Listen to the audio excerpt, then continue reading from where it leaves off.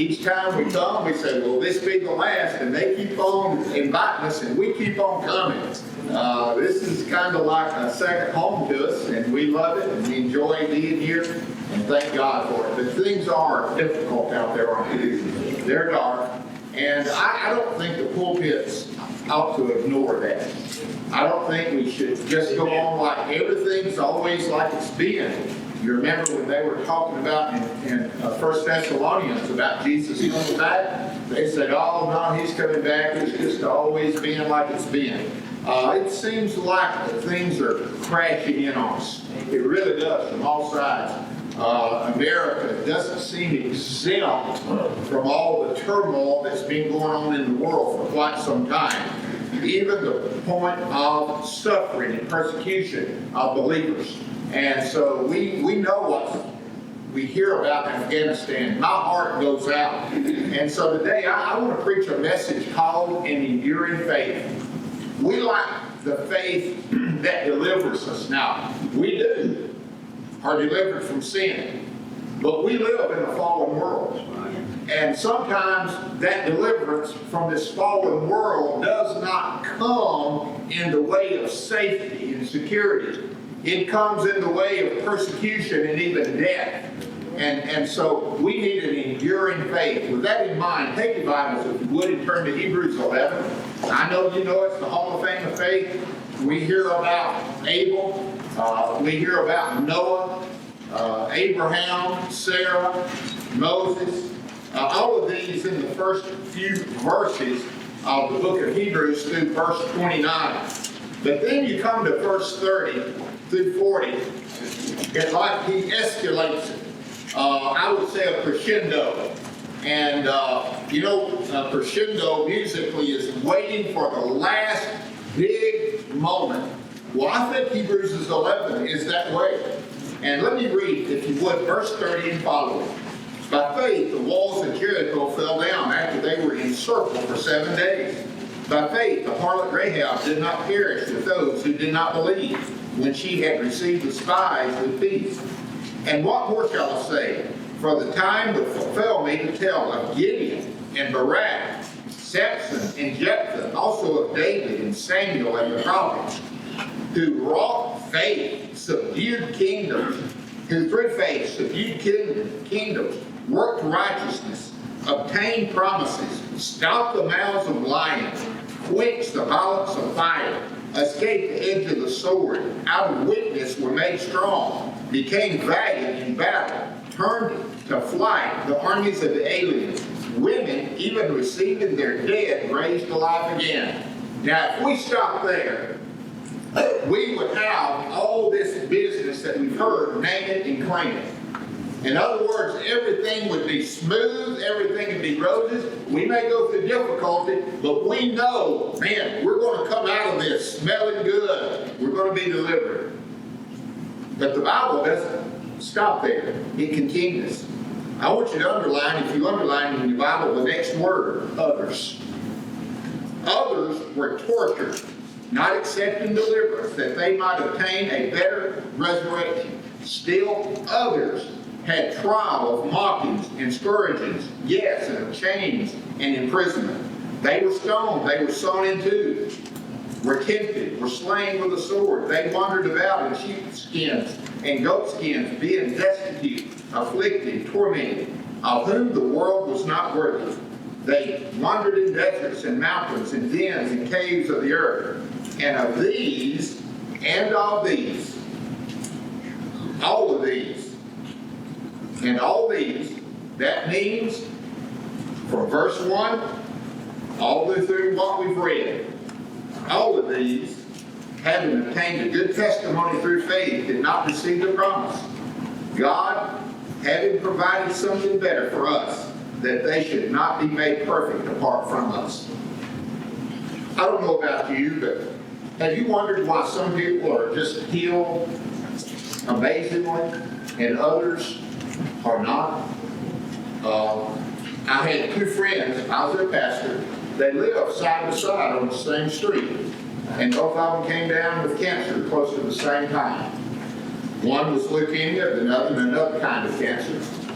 I would say one that had the other side of that, so he had great faith. Man, he trusted God. He was walking with God. He felt he was positive. The other guy that had leukemia, he was down and out. He was angry. He was a good man, but he was struggling. The man who felt good, like God was going to deliver him, died within a year. The man who had leukemia, he lived for 20 more years before he died.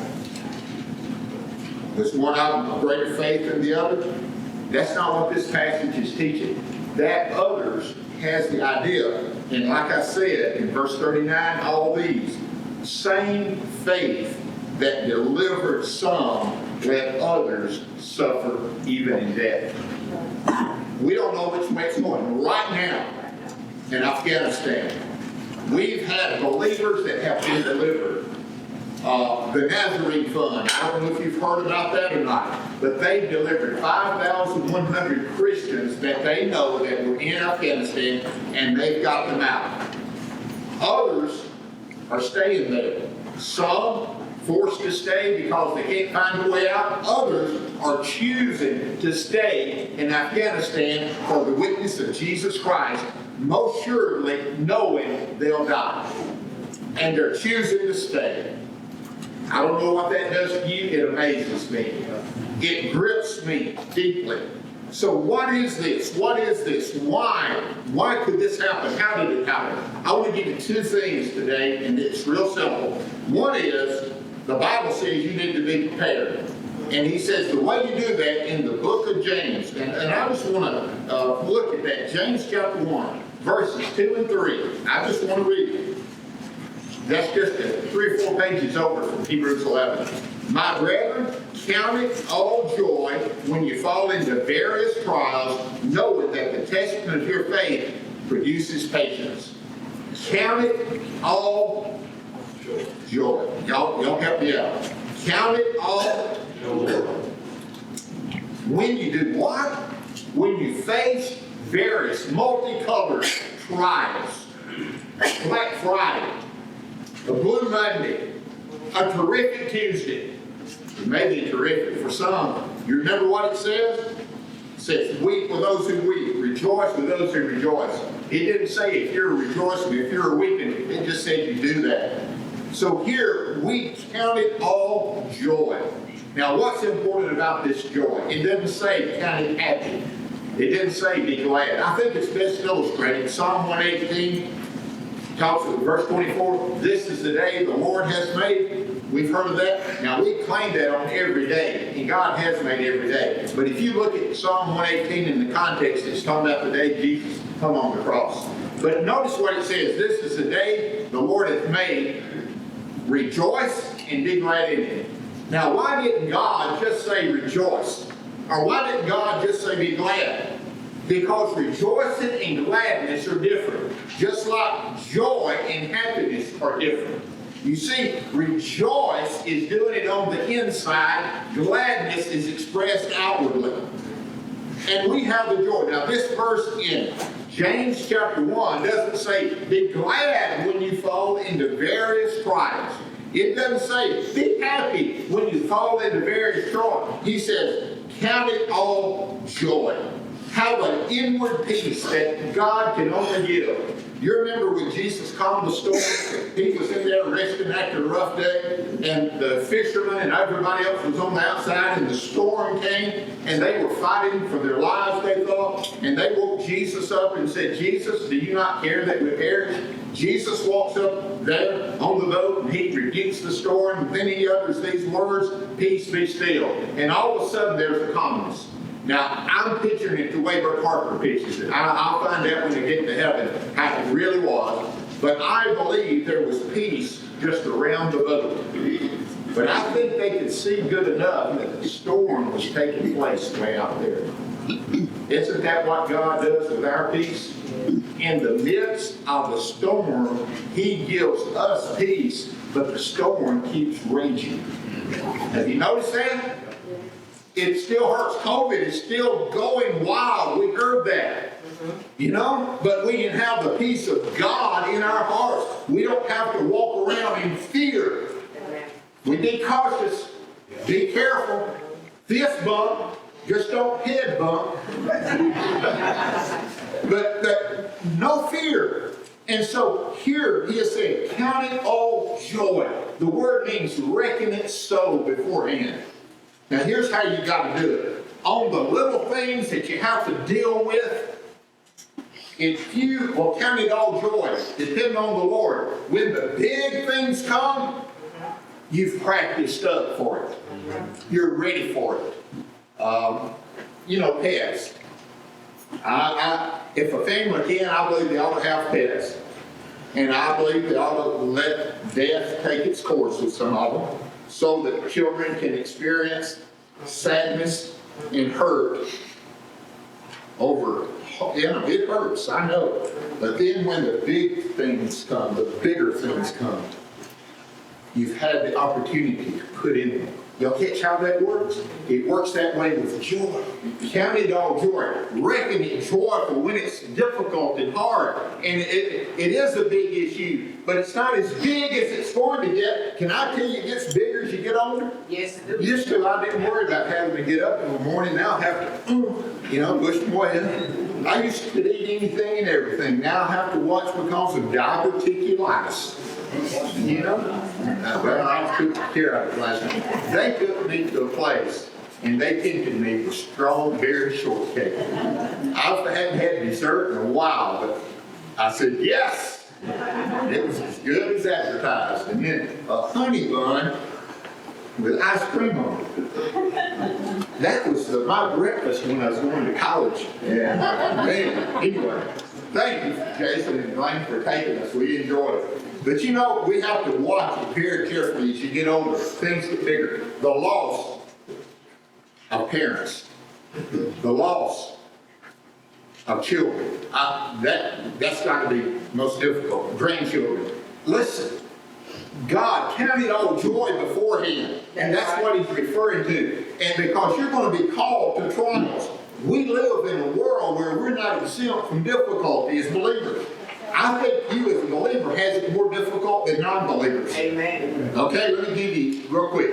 When it rains on the just and the unjust. Okay, when that Hurricane Ida comes in, it's going to hit the nightclubs and the churches. It's going to go down streets where there's Christians and non-Christians, and it's going to wipe it out.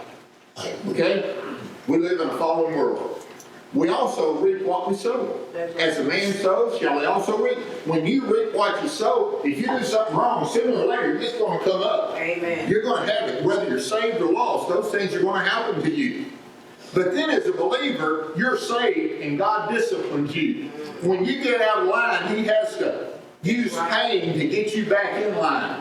And you suffer. Those that are lost, they don't have to get out of line. They're out of line all the time. God's not paddling them to get them in line. Also, we're pruning. Pruning hurts.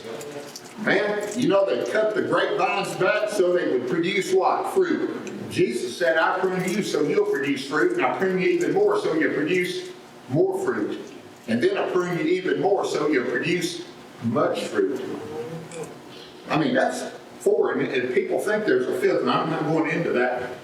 But I just want to tell you, we live in a world. If you think coming and following Jesus is an easy path, someone has sold you a bill of goods. That's right. Following Jesus is a great journey. But the part of it is you have a friend that goes with you through it. He doesn't bail on you. He stays there with you. When Shadrach, Meshach, and Abednego were in the fiery furnace, and Nebuchadnezzar looked in, he said, did we not sow 3 men in there? Do I see a 4th one in there? And he looks like the Son of God. Amen. Someone has said Shadrach, Meshach, and Abednego came out of the fire. Jesus is still in the fire waiting for you to be thrown in. So he can walk with you. So we find out, count it all joy. Count it all joy because trials are coming. Here in this passage in Hebrews, you can look at it from verse 35 on. Look at all the things, and I'm not going to go through all of them. It'll take a long time, a good long Bible study to go through this. I want to mention 2. The first one is there. It says, they were tortured, not accepting deliverance, that they might obtain a better resurrection. The word torture, it has the word, the Greek word is describing a torture barrel. It's like a big drum, a barrel, you know, the big bass drums that you know in marching bands, and they have it, but it's bigger than that. And what they would do, they would strap an individual over that drum, tie them up so that they could not tighten their muscles, and then they'd take a whip or beating sticks and lacerate them on their back. That was the torture that they were talking about. And then the other one that I look at, and you can look at all of them, the one that gets me every time is sewn in two.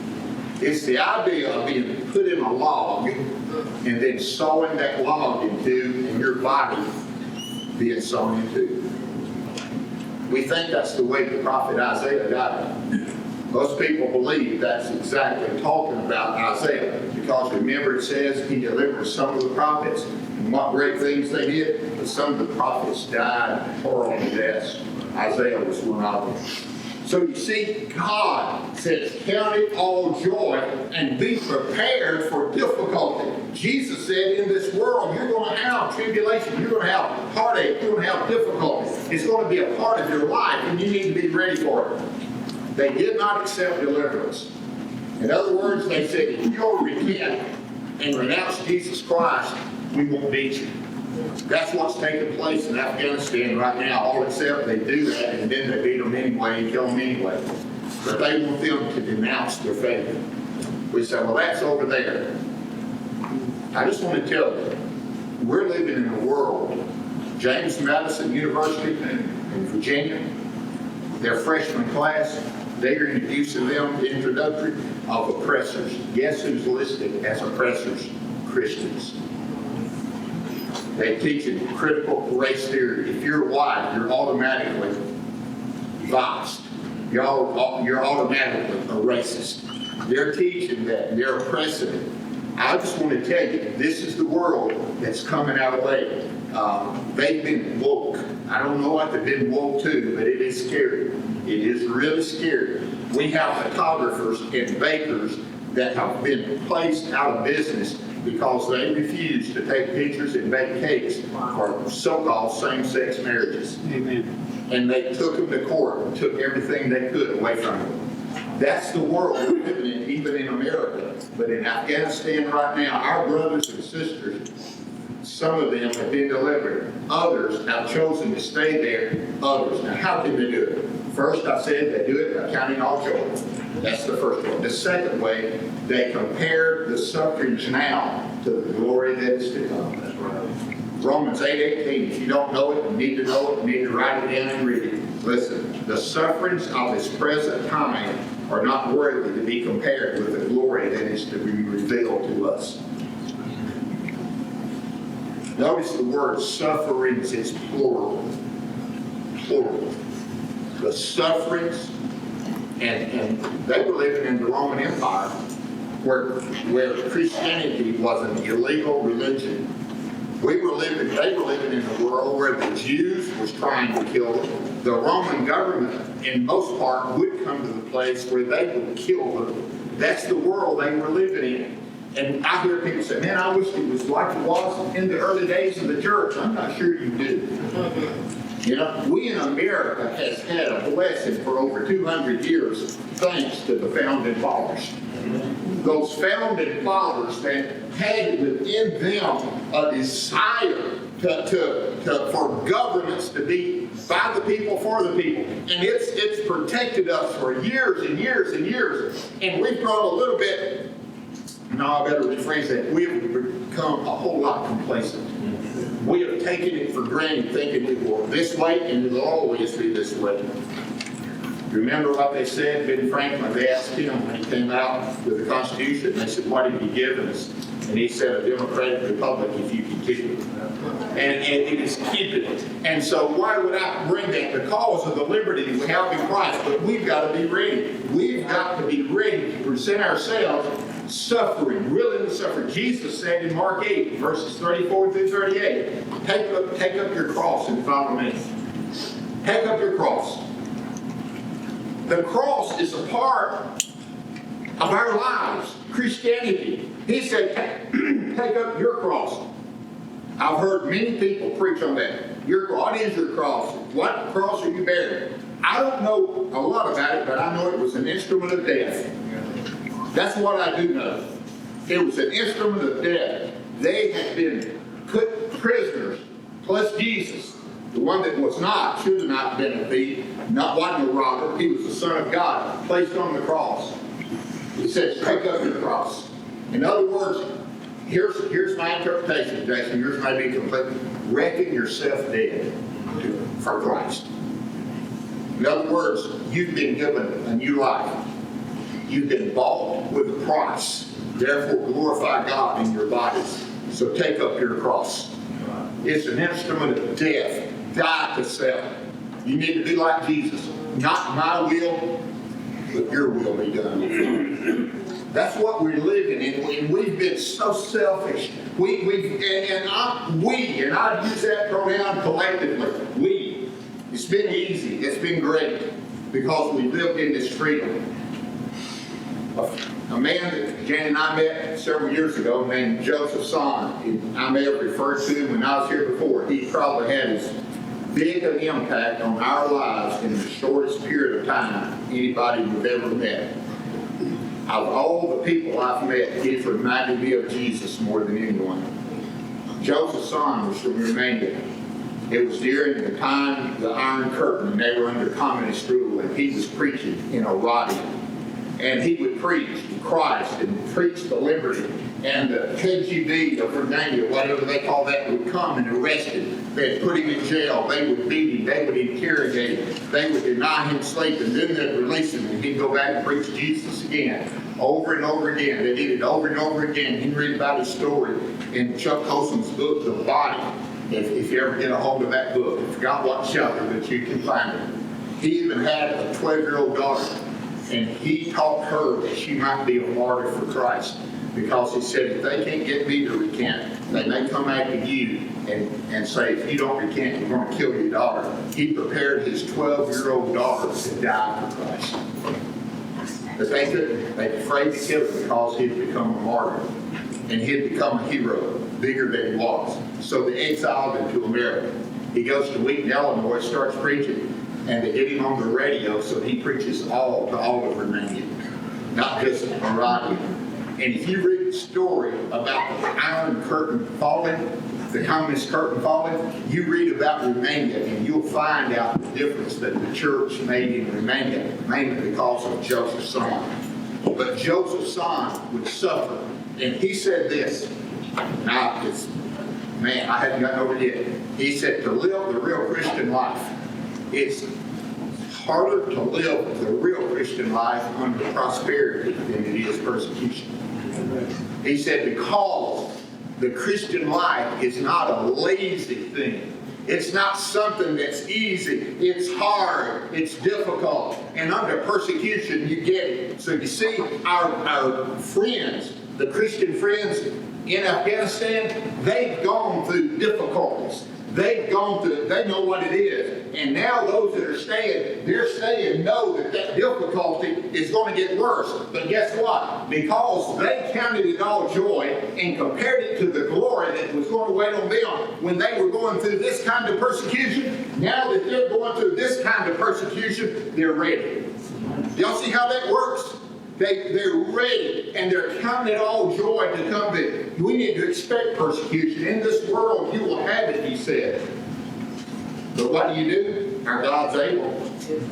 He is able. You remember Daniel? I already referred to Daniel chapter 3, Shadrach, Meshach, and Abednego being delivered. But do you remember what they said to the king before they were cast into the fire furnace? Said, our God is able. Don't you love those words? Woo! He is able to deliver us.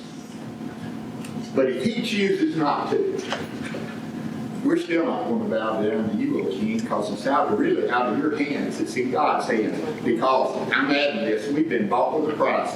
It's whatever God decides for us, and that's what we'll do. Amen. They were thrown into the furnace, and God was there. But some people were not delivered. According to Hebrews chapter 11, verse 35 and following, many people were not delivered. They suffered. They hurt. They were in pain. But they could do it because they knew in Romans 8:18, the sufferings of this present time are not worthy to be compared with the glory that is to be revealed in us. Can you imagine what heaven is? I love to think about it. You know, it says He's going to wipe away every tear. It says there's no more illness, no more pain. How do you like going to a place where you won't hear the word cancer talked about having? No head aneurysms, you know, no COVID virus. That's heaven. No illness, no pain. The former things, those things have passed, and all things are new, and it's there. And it's because of that these people that have suffered and are suffering right now in Afghanistan, in Nigeria, and all the places where the Muslims are really clamping down, where communists is clamping down in China and North Korea. Those Christians are being strong because they're counting it all joy, and they're comparing it to the glory that's waiting on them. Amen. Amen? Amen. And we've been so blessed with our freedoms that sometimes we can't comprehend that kind of thinking. I can't. I'm trying to, but I can't. Because it's been easy. I was raised in the 50s and 60s where just about everybody went to church. You know, in our neighborhood. That's right. If they didn't go to church, guess what? Our school, it was a community, similar to Isabella, but we had a school there back in those days. And we went to summer school because we were a farming community, and we had what we call a split school system. We'd get out some in the spring, go to school in the summer, and get out in the fall to help harvest the crops. So during the summer, the local Baptist church would have a revival. And guess what? They would invite all the students from winter school to come down there. Everybody wanted to get out. They'd rather hear a preacher than a teacher. So they just had to listen to him one time. So, man, I remember we would make our way. It was a short walk from the school. We'd go down there, and we would pack that up. And all these students, some of them that didn't go to church, man, they got the gospel there. They heard the gospel there. That's the community. We're talking about Mayberry. It was similar to that. But we're living in a different world. It's a different world. What are we going to do? Well, we're going to endure. Hebrews chapter 11 is followed by Hebrews chapter 12. That makes sense, right? Listen to Hebrews 12, 1 and 2. Therefore, don't miss it. I say this on Exploring the Word all the time. When you hear the word therefore, ask what it's there for. Therefore, after you hear about all these people who their faith delivered them or endured them, listen to this. Therefore, we also, since we are surrounded by so great a cloud of witnesses, we don't know exactly for sure. Are we talking about these people? Or are we talking about those in heaven that are looking down on us and saying, go, Jason, go, man. Keep running the race. Keep on going, Marshall. Keep on going strong. I'm not going to be Hayden. Madden. Hayden. Man, I nearly got it wrong, didn't I? Madden. I asked him if his first name was John. Jason said, no, you're not John Madden. Some of y'all don't get that. That's okay. But they're up there. They're pulling for us. You remember when Stephen was being stoned? What did Jesus do? He stood up and said, this is good. This is good. He's my son. There's Christians up in heaven that are standing pulling for you. Yes. They're wanting you to keep on going, keep on trucking, don't give up. Yes. Just like we're praying for the believers there in Afghanistan. Yeah, they're going to suffer. They're choosing to suffer. We're praying for them. Oh God, they're not praying for deliverance. They're praying for endurance. That I'd have a testimony when it comes to that time in my life. Hebrews 12, I'm never going to read it all the way this time. Therefore, we also, since we're surrounded by so great a cloud of witnesses, let us lay aside every weight and the sin which so easily ensnares us, and let us run with endurance or patience, the race that is set before us, looking unto Jesus, the author and finisher of our faith, who for the joy that was set before him endured the cross, despising the shame, and has sat down at the right hand of the throne of God. There's so many sermons, I'm just going to isolate one or two. Jesus did not enjoy the cross.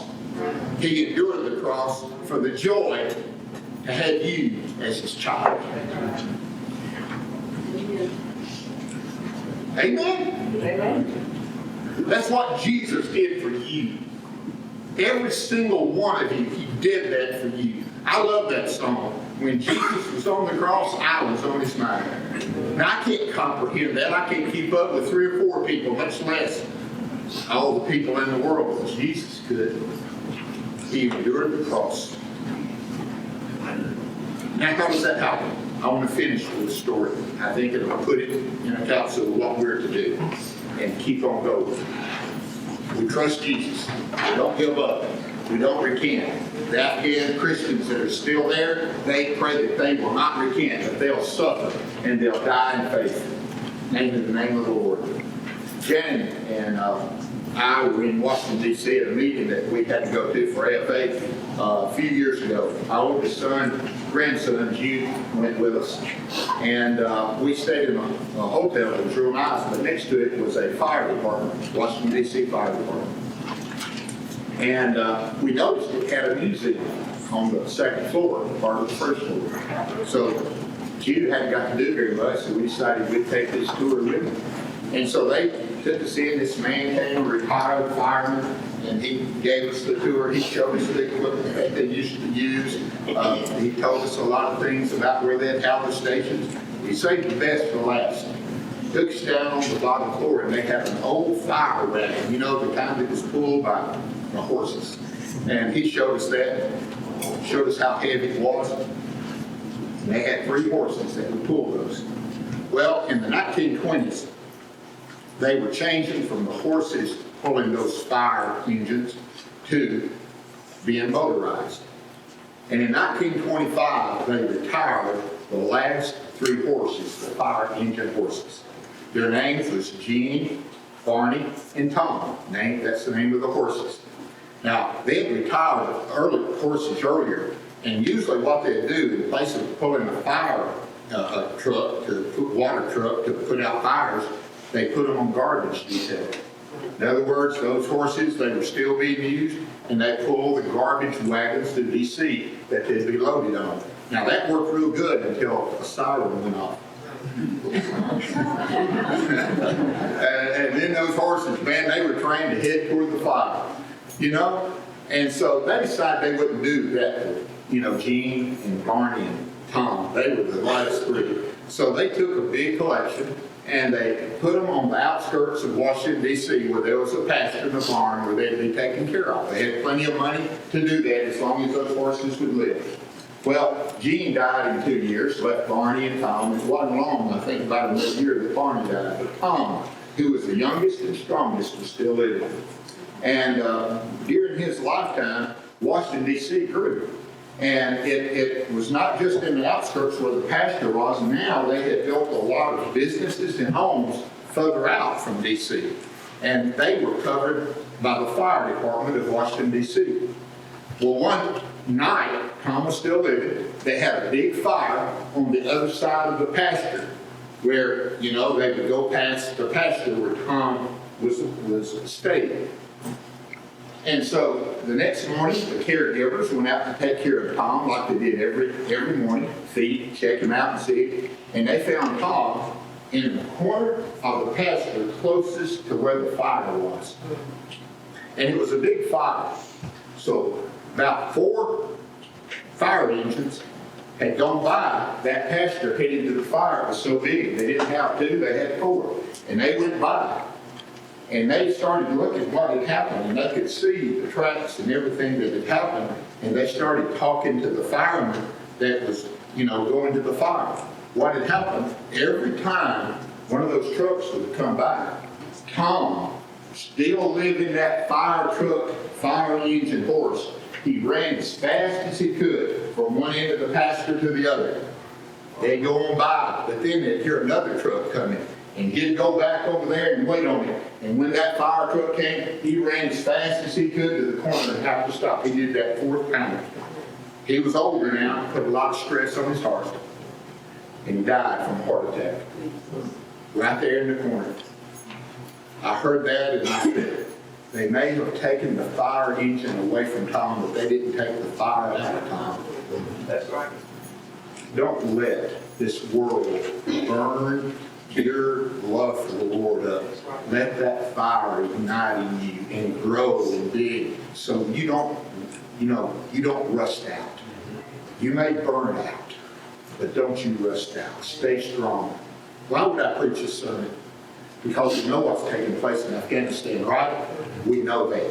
We know what's taking place in Nigeria. We know what's taking place in many of the Muslim countries where Christians are. And we know what's taking place in North Korea. We know what's taking place in China.